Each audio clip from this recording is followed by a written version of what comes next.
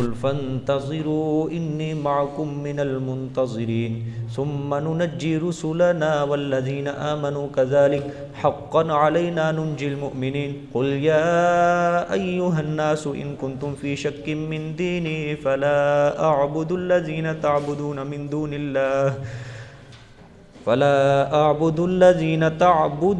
دون الله ولكن أعبد الله الذي يتوفاكم وأمرت أن أكون من المؤمنين وأن أقم وجهك للدين حنيفا ولا تكونن من المشركين ولا تدع من دون الله ما لا ينفعك ولا يضرك فإن فعلت فإنك إذا من الظالمين وإن يمسسك الله بضر فلا كاشف له إلا هو وإن يردك بخير فلا راد لفضله يصيب به من يشاء من عباده وهو الغفور الرحيم صدق الله العظيم.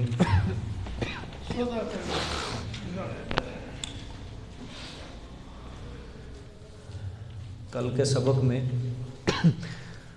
اللہ تعالیٰ نے آخر میں حضرت یونس علیہ السلام کی قوم کی توبہ کا ذکر فرما کے توبہ کی ترغیب فرمائی اور آخر میں فرمایا کہ میرے پیغمبر اگر اللہ چاہتا تو روئے زمین کے سارے لوگ مومن ہو جاتے، ایمان لے آتے، لیکن یہ اللہ تعالیٰ کی حکمت اور مشیت کے خلاف تھا۔ اللہ تعالیٰ کی مشیت یہی تھی کہ اللہ تعالیٰ دلائل کے ذریعے، نشانات کے ذریعے ایمان کو منوائے، اور آپ کے قبضے قدرت کے اندر کسی کو ایمان دینا نہیں ہے۔ ہاں، جو شخص بھی اس کائنات کے اندر ایمان لائے گا وہ صرف اللہ کے حکم سے ایمان لائے گا، اور جو لوگ ضدی لوگ ہوں گے، عناد رکھتے ہوں گے دل میں، اللہ تعالیٰ ان لوگوں کے اوپر شرک کی گندگی کو، کفر کی گندگی کو ڈالتا رہے گا۔ آج کا سبق جہاں سے شروع فرمایا اللہ تعالیٰ، جہاں سے شروع ہو رہا ہے، اس میں زجر ہے۔ ترجمہ دیکھیں، قُلِ انظُرُوا ماذا فی السماوات والارض، فرما دو میرے پیغمبر کہ غور کرو جو کچھ آسمانوں میں ہے اور زمین میں ہے، وما تغنی الآیات والنذر، اور نہیں فائدہ دیتی آیات، والنذر، اور ڈرانے والے، عن قوم، ایسی قوم کو لا یؤمنون، جو ایمان نہیں لاتی۔ یہاں پہ اللہ نے فرمایا میرے پیغمبر یہ اہل رجس جو ہیں، جن کے اوپر اللہ نے کفر و شرک کی گندگی ڈال دی ہے، ان لوگوں سے آپ کہیں کہ اگر تم میری آیات یعنی نبوت و رسالت میں نظر نہیں کرتے، غور و فکر نہیں کرتے، تو آسمانوں کے، زمینوں کے عجائبات ہیں جتنے بھی اللہ تعالیٰ کی نشانیاں ہیں قدرت کی، ان کے اندر غور و فکر کر لو۔ میری نبوت و رسالت کی آیات میں اگر غور و فکر نہیں کرتے تو اللہ تعالیٰ نے زمین و آسمان کے عجائبات جتنے بھی رکھے ہیں ان کی طرف نظر کرو، تاکہ تمہارے اوپر اس کی خالقیت عیاں ہو جائے۔ اور زمین و آسمان میں اللہ تعالیٰ کی قدرت کی لاکھوں نشانیاں موجود ہیں، اس کے اندر غور و فکر کرو تم، تاکہ اور ان کے کتنے تغیرات ہیں اور انقلابات ہیں، ان کے اندر غور و فکر کرو تاکہ اس کی توحید کی نشانیاں تمہیں ملے۔ آگے اللہ نے فرمایا وما تغنی الآیات، اور نہیں فائدہ دیتی آیات، والنذر، اور ڈرانے والے۔ ڈرانے والوں سے مراد ہیں رسول جو اللہ تعالیٰ کی دنیا کے اندر ڈرانے کے لیے آتے ہیں۔ اللہ نے فرمایا لیکن یہ نشانیاں اور ڈرانے والے رسول کوئی فائدہ نہیں دیتے جو قوم ایمان نہیں لاتی، یعنی جو ضدی لوگ ہوتے ہیں، دل کے اندر عناد رکھنے والے لوگ ہوتے ہیں، اس کو یہ آیات قرآن پاک کی اور جو رسول ڈرانے کے لیے آتے ہیں، اللہ کے عذاب سے ڈراتے ہیں، وہ بالکل ان کو نفع نہیں دیتے۔ جیسے مشرکین تھے، انہوں نے شق القمر، چاند کو دو ٹکڑے ہوتے ہوئے دیکھا، لیکن اس معجزے نے ان کو کوئی فائدہ نہیں دیا، بلکہ مشرکین نے یہی کہہ کے ٹال دیا، نہیں جی نہیں، یہ تو جادو ہے، ایک بہت بڑا جادو ہے، ٹھیک ہے۔ اتنا بڑا معجزہ چاہیے یہ تھا کہ وہ ایمان لے آتے، لیکن اس معجزے نے بھی ان کو کوئی فائدہ نہیں دیا۔ وجہ کیا تھی؟ ان لوگوں کے دلوں کے اوپر مہر جباریت لگ چکی تھی، ضدی تھے نا، تلاش حق کا دل کے اندر جذبہ نہیں تھا ان کے، ٹھیک ہے، دل والا برتن سیدھا نہیں تھا، دل ان کے صاف نہیں تھے کہ ہم حق کے رستے کے اوپر چل پڑے۔ اس لیے اللہ تعالیٰ نے فرمایا قرآن پاک کی آیات اور رسول جو ڈرانے والے ہوتے ہیں یہ بالکل ایسی قوم کو فائدہ نہیں دیتے جو ایمان لانے والی نہیں ہوتی. ٹھیک ہے آگے دیکھیں جی تخویف دنیاوی آگے. فَهَلْ يَنْتَظِرُونَ إِلَّا مِثْلَ أَيَّامِ الَّذِينَ خَلَوْا مِنْ قَبْلِهِمْ قُلْ فَانْتَظِرُوا إِنِّي مَعَكُمْ مِنَ الْمُنْتَظِرِينَ. پس آیا انتظار کرتے ہیں وہ الا مثل ایام الذین خلو من قبلہم، مگر مثل دن ان لوگوں کے جو گزر گئے ان سے پہلے. ایام اس کا مطلب دن بھی کر سکتے ہیں، واقعات بھی کر سکتے ہیں. ٹھیک ہے پس نہیں انتظار کرتے یہ لوگ مگر مثل واقعات ان لوگوں کے جو گزر گئے ان سے پہلے، یعنی مشرکین مکہ سے پہلے. قل میرے پیغمبر فرما دیجئے فانتظروا تم بھی انتظار کرو، انی معکم من المنتظرین بے شک میں بھی تمہارے ساتھ انتظار کرنے والوں میں سے ہوں. یعنی ضدی لوگ دلائل کا کوئی اثر نہیں ہوتا ان کے اوپر، بس ان کے لیے یہی کافی ہے کہ یہ جو کافر ہیں نا انہی دنوں کا یہ انتظار کر رہے ہیں جو ان لوگوں سے پہلے دن گزر چکے ہیں. کون سے دن؟ جو قوم نوح کے اوپر عذاب کا دن آیا، قوم صالح کے اوپر عذاب کا دن آیا، قوم سمود کے اوپر عذاب کا دن آیا، قوم شعیب کے اوپر، قوم لوط کے اوپر عذاب کا دن آیا نا. یہ لوگ اب انہی دنوں کا انتظار کر رہے ہیں. جیسے انہوں نے اپنے کفر کا مزہ چکھا اب یہ بھی اپنے کفر کا مزہ چکھنا چاہتے ہیں. تو میرے پیغمبر آپ فرما دیں آئندہ واقعات کا پھر انتظار کرو، آئندہ واقعات کا انتظار کرو، اور میں بھی تمہارے ساتھ انتظار کرتا ہوں. آئندہ جو واقعات رونما ہوئیں گے نا اس کے اندر اللہ تعالیٰ حق و باطل کے درمیان فرق کرے گا، صادق اور کاذب کے درمیان فرق کرے گا. چنانچہ فتح مکہ کے موقع کے اوپر صادق اور کاذب میں فرق ہو چکا تھا بہت بڑا. لوگ فوج در فوج اسلام کے اندر داخل ہو گئے تھے، فوج در فوج. سمجھے جو اپنے کفر کے اندر پکے تھے جب انہوں نے مسلمانوں کی طاقت کو دیکھا، قدرت کو، قوت کو دیکھا، مسلمانوں کی حقانیت کو، اسلام کی صداقت کو دیکھا تو لوگ فوج در فوج اسلام میں داخل ہونے لگ گئے تھے. ٹھیک ہے میرے پیغمبر ان کو کہہ دو قل انتظار کرو، فانتظروا تم انتظار کرو، انی معکم من المنتظرین بے شک میں تمہارے ساتھ پھر انتظار کرنے والا ہوں. اللہ اس وقت آئندہ واقعات جو رونما ہوئیں گے اس کے اندر اللہ حق و باطل کے درمیان کیا کر دے گا؟ فرق کر دے گا. پھر ہم بتلا دیتے ہیں، اللہ نے آگے یہ بھی فرمایا کہ میں فیصلہ کس طرح کروں گا، کیسے میں صادق اور کاذب کے درمیان فرق کروں گا، کس طرح. ثم ننجی رسولنا والذین آمنوا کذالک حقا علینا ننجی المؤمنین. اللہ نے فرمایا پھر ہم نجات دے دیتے ہیں اپنے رسولوں کو، یہ بشارت ہے، پھر ہم نجات دے دیتے ہیں اپنے رسولوں کو. والذین آمنوا کذالک اور وہ لوگ جو ایمان لائے، کذالک اسی طرح ذمے ہے ہمارے، حقا علینا ذمے ہے اوپر ہمارے، ننجی المؤمنین مومنین کو نجات دینا. اللہ نے فرمایا جب میں فرق کروں گا صادق اور کاذب کے درمیان تو عذاب اس طرح آئے گا کہ منکرین جو ہوں گے، کافر لوگ ہوں گے، مشرک لوگ سارے کے سارے ہلاک ہو جائیں گے. لیکن جو ہمارے رسول ہوں گے اور ان کے اوپر ایمان لانے والے، ان کے اصحاب، ان کے متبعین، ہم ان کو کیا دے دیں گے؟ عذاب سے نجات دے دیں گے، تاکہ دنیا دیکھ لے کہ انبیاء کی پیروی اور ایمان کی برکت سے اللہ تعالیٰ نے ان کو کیا دے دی ہے؟ عذاب سے نجات دے دی ہے. اور حقیقتاً امر یہی ہے کہ اللہ تعالیٰ اپنے دوستوں کو نجات دیتا ہے اور دشمنوں کو اللہ تعالیٰ کیا کر دیتا ہے؟ تباہ و برباد کر دیتا ہے. سمجھ آگے؟ آگے قُلْ يَا أَيُّهَا النَّاسُ إِن كُنتُمْ فِي شَكٍّ مِّن دِينِي فَلَا أَعْبُدُ الَّذِينَ تَعْبُدُونَ مِن دُونِ اللَّهِ وَلَكِنْ أَعْبُدُ اللَّهَ الَّذِي يَتَوَفَّاكُمْ. اس صورت کے اندر اللہ تعالیٰ نے جو دعویٰ کیا تھا نا شروع میں، مَا مِن شَفِيعٍ إِلَّا مِن بَعْدِ إِذْنِ، کہ اللہ کے سامنے کوئی سفارش کرنے والا نہیں ہے مگر اس کی اجازت کے ساتھ. یہ سورۃ یونس کا کیا تھا؟ دعویٰ تھا. اللہ تعالیٰ نے یہی دعویٰ اس سورت کے اندر 3 جگہ پہ ذکر کیا ہے.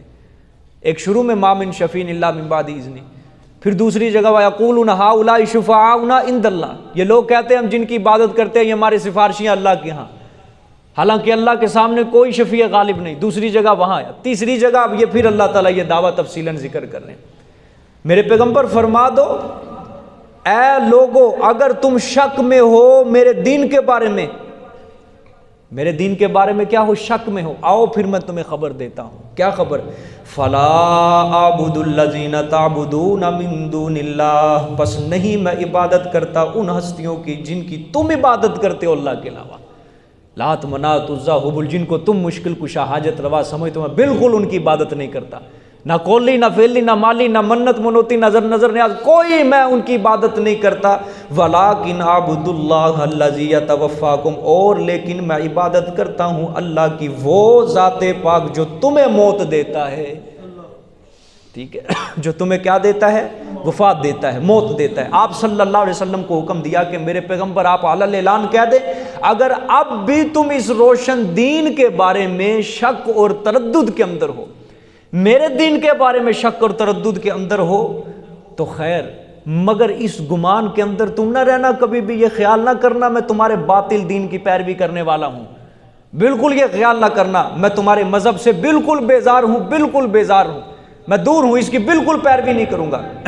اور نیز اللہ تعالیٰ نے اس صورت کے اندر 10 عقلی دلائل دیے، اور ایک دلیل وہی ہوگی جو صورت کے آخر میں آئے گی، آخری آیت۔ 10 عقلی دلائل پورے ہو چکے ہیں، یہ ان دلائل کا ثمرہ بھی ہے، نتیجہ بھی ہے۔ کس طرح؟ جب سب کچھ کرنے والا اللہ ہے اور ساری کائنات کا مالک و مختار بھی اللہ ہے، ساری کائنات کے اوپر اقتدار اور حکومت کس کا ہے؟ اللہ تعالیٰ کا ہے، وہی ہر بات کو سنتا ہے، وہی ہر چیز کو جانتا ہے، اس کے سامنے کوئی بھی شفیع غالب نہیں، تو پھر اس کائنات کے اندر غائبانہ حاجات میں مشکلات میں صرف کس کو پکارا جائے گا؟ اللہ کو پکارا جائے گا۔ یہ دلائل کا آخر صورت کے اندر اللہ نے ثمرہ بھی بیان کر دیا کہ میرے پیغمبر اعلان کر دو، ان دلائل کے بعد بھی اگر تمہیں بات سمجھ نہیں آتی، میں تمہارے دین سے بیزار ہوں، میری آخری بات پھر سن لو کہ میں ان ہستیوں کی بالکل عبادت نہیں کرتا جن کی تم عبادتیں کرتے ہو، لیکن میں صرف اس اللہ کی عبادت کرتا ہوں جو اللہ تمہیں بھی موت دیتا ہے، تمہیں زندگیاں دیتا ہے، تمہیں موت دیتا ہے، اس اللہ کی عبادت کرتا ہوں، ٹھیک ہے، جن کے قبضے کے اندر نفع اور نقصان نہیں ہے، میں ان کی عبادت نہیں کرتا، ہاں میں اس کی عبادت کرتا ہوں جس کے قبضہ قدرت میں ہر کسی کا نفع و نقصان رکھا ہوا ہے، جو موت و حیات کا مالک ہے، جو نفع نقصان کا مالک ہے، میں اس ذات کی بس عبادت کرنے والا ہوں، ٹھیک ہے۔ آگے فرمایا وَأُمِرْتُ أَنْ أَكُونَ مِنَ الْمُؤْمِنِينَ، اور مجھے حکم دیا گیا یہ کہ میں ہوں ایمان والوں سے۔ یہ اللہ نے فرمایا میرے پیغمبر یہ بھی اعلان کر دیں کہ مجھے یہ حکم دیا گیا کہ میں اللہ کو ماننے والوں میں سے ہو جاؤں، دل سے ماننے والوں میں سے ہو جاؤں۔ وَأَنْ أَقِمْ وَجْهَكَ لِلدِّينِ حَنِيفًا وَلَا تَكُونَنَّ مِنَ الْمُشْرِكِينَ، اور یہ بھی حکم دیا گیا کہ یہ کہ قائم رکھ تو اپنا چہرہ واسطے دین حنیف کے۔ حنیف کا مطلب پتہ ہے نا، جو صرف ایک خدا کی طرف متوجہ ہے۔ مشرک کئی معبودوں کی طرف ہوتا ہے متوجہ، لیکن حنیف اس کو کہا جاتا ہے جو سارے جہان سے رخ موڑ کے صرف ایک دروازے پہ لگنے والا، اور یہ دین کیا ہے؟ دین توحید ہے۔ ایسے دین کی آپ نے تابعداری کرنی ہے جو دین حنیف ہے، یکسو دین ہے۔ وَلَا تَكُونَنَّ مِنَ الْمُشْرِكِينَ، اور میرے پیغمبر ظاہر اور باطن توحید کے رنگ میں ایسا رنگا ہو تو کہ شرک جلی اور شرک خفی کا بھی کوئی شائبہ نہ پیدا ہو۔ وَلَا تَكُونَنَّ، اور نہ ہو تو شرک کرنے والوں میں سے۔ توحید کا رنگ ہونا چاہیے، توحید کے اوپر مضبوطی اور قائم و دائم ہونا چاہیے آپ کو۔ وَلَا تَدْعُ مِن دُونِ اللَّهِ مَا لَا يَنفَعُكَ وَلَا يَضُرُّكَ فَإِنْ فَعَلْتَ فَإِنَّكَ إِذًا مِّنَ الظَّالِمِينَ۔ یہ پھر زجر ہے، یہ حکم بھی ہے ساتھ، اور میرے پیغمبر ان کو فرما دو یہ بھی حکم ہے کہ نہ تم پکارو اللہ کے علاوہ ان ہستیوں کو جو نہ تمہیں نفع دے سکتے ہیں اور نہ تمہیں نقصان پہنچا سکتے ہیں، ان ہستیوں کی بالکل تم پکار نہ کرو۔ دیکھو یہاں پکار ہے شرک، نفی شرک فی الدعا، ٹھیک ہے، غائبانہ غیر اللہ سے غائبانہ پکار کی کیا کی جا رہی ہے؟ نفی کی جا رہی ہے کہ ان ہستیوں کو بالکل نہیں پکارنا، ما لا ينفعک، جو نہ تمہیں نفع دے سکتے ہیں نہ تمہیں نقصان دے سکتے ہیں۔ فَإِنْ فَعَلْتَ، پس اگر کیا تو نے ایسا، فَإِنَّكَ، پس بے شک تو، اِذًا مِّنَ الظَّالِمِينَ، اس وقت ظلم کرنے والوں میں سے ہو جائے گا۔ یہ آپ صلی اللہ علیہ وسلم کو بظاہر خطاب ہے، اور شرک کی مذمت بیان کی اللہ تعالیٰ نے کہ دیکھو اگر میرا پیغمبر بھی رائی کے دانے کے برابر بالفرض والمحال شرک صادر ہو گیا، میرا پیغمبر بھی اس وقت ظلم کرنے والوں میں سے ہوگا، تم کس بات کی مولی ہو، میں تمہیں معاف کر دوں گا۔ ظالمین یعنی شرک کرنے والوں میں سے ہو جائے گا۔ شرک کا کیا مطلب ہے کہ چیز کو اپنی مناسب جگہ کے اوپر نہ رکھنا، چیز کو اس کے غیر مناسب جگہ کے اوپر رکھ دینا، اس کو کہا جاتا ہے ظلم، ٹھیک ہے۔ اور ان الشرک لظلم عظیم، بے شک شرک البتہ کیا ہے، بہت بڑا ظلم ہے، ٹھیک ہے۔ کہ میرے پیغمبر آپ کو یہ بھی حکم دیا جا رہا ہے کہ تو اللہ کے علاوہ کسی ایسی چیز کو مت پکار جو نہ تجھے نفع دے سکتے ہیں جتنا تمہیں نقصان دے سکتے ہیں، ٹھیک ہے۔ کوئی کھوٹی قسمت نہیں کھڑے کر سکتا، کسی کے ہاتھ میں نفع نقصان نہیں ہے، کوئی اولاد نہیں دیتا، کسی کے باغ کوئی پیر فقیر کوئی گدی نشین نہیں لگاتا، ہر کسی کی باغ ڈور، ہر کسی کے لگام صرف اللہ کے پاس ہے۔ ہر کسی کی کھوٹی قسمت کو کھڑا کرنا، ہر کسی کی ہری قسمت کو کھوٹا کرنا، یہ صرف کس کی ذات کے پاس ہے، اللہ تعالیٰ کے پاس ہے یہ سارا۔ فَإِن فَعَلْتَ فَإِنَّكَ إِذًا مِّنَ الظَّالِمِينَ، پس اگر تو نے کیا پس بے شک تو اس وقت ظلم کرنے والوں میں سے ہو جائے گا۔ آگے وَإِن يَمْسَسْكَ اللَّهُ بِضُرٍّ فَلَا كَاشِفَ لَهُ إِلَّا هُوَ، اور اگر پہنچائے اللہ تجھے کوئی تکلیف پس نہیں کوئی کھولنے والا واسطے اس کے مگر وہی۔ اگر اللہ کی طرف سے میرے پیغمبر آپ کو کوئی تکلیف پہنچے اسے کوئی دور کرنے والا نہیں ہے، اس مصیبت کو کوئی دور کرنے والا نہیں ہے۔ وَإِن يُرِدْكَ بِخَيْرٍ فَلَا رَادَّ لِفَضْلِهِ، اور اگر پہنچائے تجھے ساتھ خیر کے پس نہیں کوئی پھیرنے والا اس کے فضل کو، سمجھ آئی ہے۔ یصیب بہ من یشاء من عبادہ، پہنچاتا ہے وہ فضل ساتھ اس کے جس کو چاہتا ہے اپنے بندوں میں سے، وہو الغفور الرحیم، اور وہی بخشنے والا رحم کرنے والا ہے، ٹھیک ہے۔ سورۃ انعام کے اندر بھی آیت گزری ہے، لیکن وہاں پہ کیا تھا، وَإِن يُرِدْكَ وَإِن يَمْسَسْكَ بِخَيْرٍ، یہاں پہ لفظ کیا ہے، وَإِن يُرِدْكَ بِخَيْرٍ، وہاں پہ صرف یہ لفظ تھا وَإِن يَمْسَسْكَ بِخَيْرٍ فَهُوَ عَلَى كُلِّ شَيْءٍ قَدِيرٌ، کہ اگر آپ کو کوئی خیر پہنچے پس وہ ہر بات کے اوپر قادر، ہر چیز کے اوپر قادر۔ یہاں پہ تھوڑی تفصیل کی اللہ تعالیٰ نے، وَإِن يُرِدْكَ بِخَيْرٍ، اور اگر ارادہ کرے ساتھ تیرے خیر کا، فَلَا رَادَّ لِفَضْلِ، پس نہیں کوئی پھیرنے والا اس کے فضل کو، ٹھیک ہے۔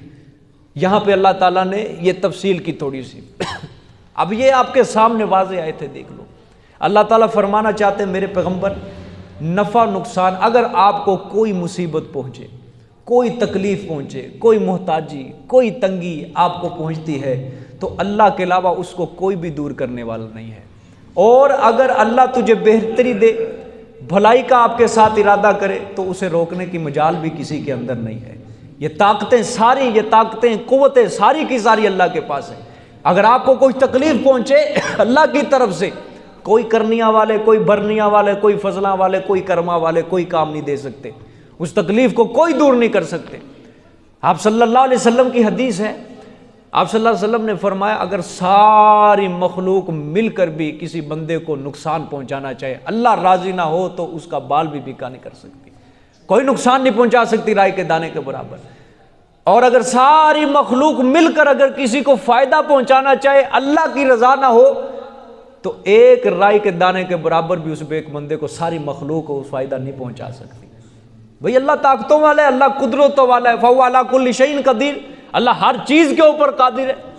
وہ چاہے کن کہہ کے ساری کائنات کو ختم کر دے، چاہے کن کہہ کے ساتوں آسمانوں کو زمینوں کو اس نے جس طرح بنا دیا، کن کہہ کے اس کائنات کو ختم کرنے کے اوپر بھی قادر ہے۔